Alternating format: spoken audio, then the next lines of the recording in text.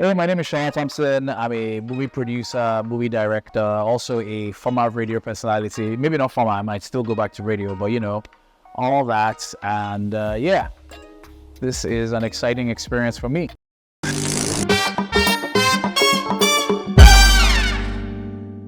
So, Last Call is fiction. And one of the things I was trying to highlight was, apart from the fact that it's like, oh, here's how radio works and how crazy it is in the radio business, it was also to also highlight, it was a bit of, my story, let me just put it that way. So on air, doing the late night show, being alone in the studio, when I say alone, I mean alone, there's nobody there. Even your security guards, of course, they're asleep. If anybody wanted to bust in and just cause mayhem, because there's really nobody at the studio, especially since you're there till 12 midnight or 1 a.m. and then you have to stay there till the next day.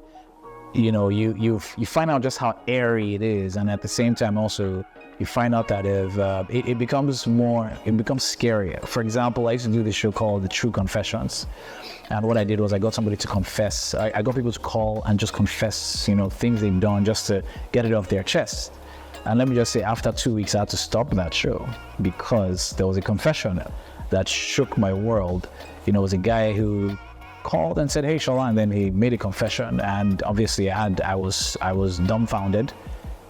And after that, and it sent chill down my spine, and I just realized just how alone I was, and ever since then I stopped it. So, investigating just how crazy it is, was able to birth the idea of Last Call. That was one of it as well.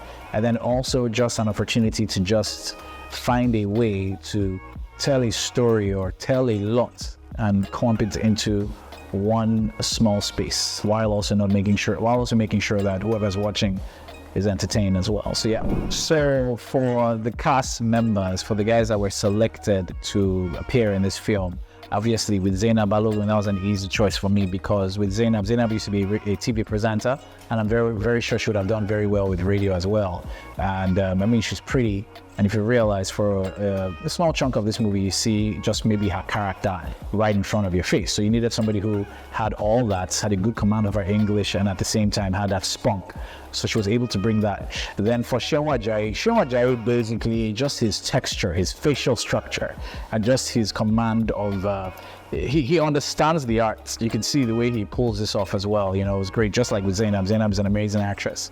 And Shola Ajayi basically just was also an easy choice for me as well. And then I'd seen his chemistry with Oshuati on one of these shows, and I realized, just to make it easy for me, because as they say, casting is about 80% of the job done. Some people believe it's lower, but I believe if you get the right cast, everything else is just downhill, or everything is great from then.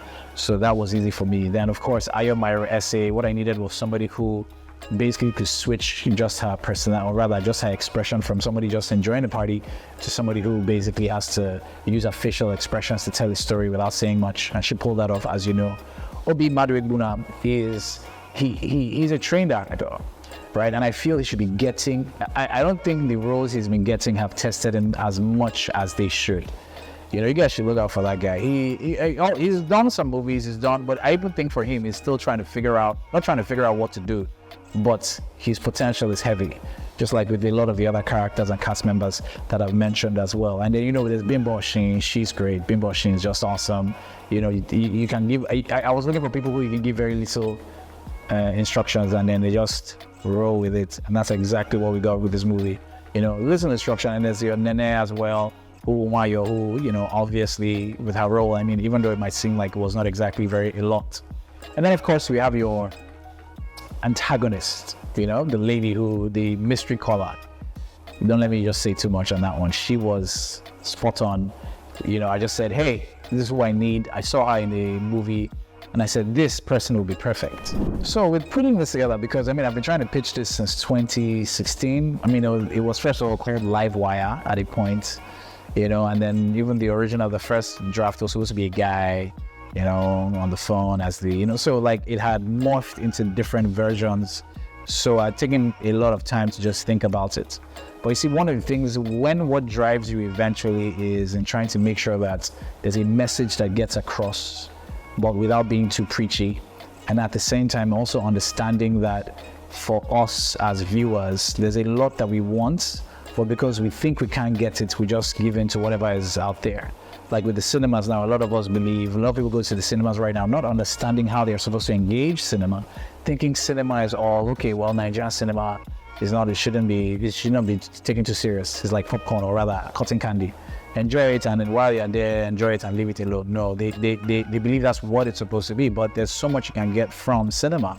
In fact, that it can just make you experience just a whole lot more emotions. And, so thinking about all of this, putting all that together, trying to find a way to pass this across, made it easy for me to just, pick or decide which way it was supposed to go. So, imagine just having that board and you're having all those details out there. Eventually, the story starts to write itself. So that's kind of like how I came up with that. So one of the things I had to do first of all was, before this project could actually, and I thank God, first of all, one of the things this movie did for me is it drew me closer to God, because it made me realize that there are a lot of things in life that you want to achieve, a lot of things you want to do. But you see, you have to always remember that, God makes a lot of these things possible. So I'm thankful to God for it. But one of the other things that I also realized was, as far as the discipline that is required, you need to find yourself in a good place, in a good disciplined place to be able to pull this off. Because many things will come off your way. Many times that you want to be lazy, there are some of these things that can't just happen because the system would typically not allow you to make it happen. But it is now up to you to say, you know what, this is the system. I understand the system. I was born in the system. If you put me in a very conducive environment, I'll probably do this. But you see, that challenge basically births creativity. A creative person is not a person that has everything available to them. No. When there's a lack thereof, you find a solution, and that's where your creativity thrives. And I realize even just being Nigerian with all the issues and so on, it has made a lot of us, we don't realize this, it has made a lot of us industrious and way more creative and finding our way in a very tough climate. So it was a discipline. Discipline was required mentally, and also even just finding myself being able to just be in a very good space up here, from meditating to understanding that, I had to just understand that everybody has their own different nuances and being able to manage that. And also in many instances where you're on set and then when you've worked everybody to the bone, you find yourself doing most of those things yourself, These things are important and they helped me a lot, and I'm grateful to God for that. And the discipline was necessary. Discipline was number one. And I'd like to say thank you guys to the guys that have seen this movie, the guys that took the time out. I'm pretty sure it just seemed like an awkward movie poster. It didn't seem like it had the typical, this person, that person, like everybody does, because we're trying to stray away from that. And you still watched it. Shout out to you. You guys are the true rock stars. And to the ones that haven't seen it yet, hey, I can assure you it is something that you'd want to, let me just say, experience, and maybe, who knows, after this, the respect for Nigerian movies will start to soar, right? And then we start to believe that, okay, even people beyond our shores can get to understand that we have a story to tell. We're on our way there. Might take some time, but eventually we'll get there, and it'll be for the betterment of everybody around, this industry. Not only Nigeria, we'll all just be pleased with where it takes us to.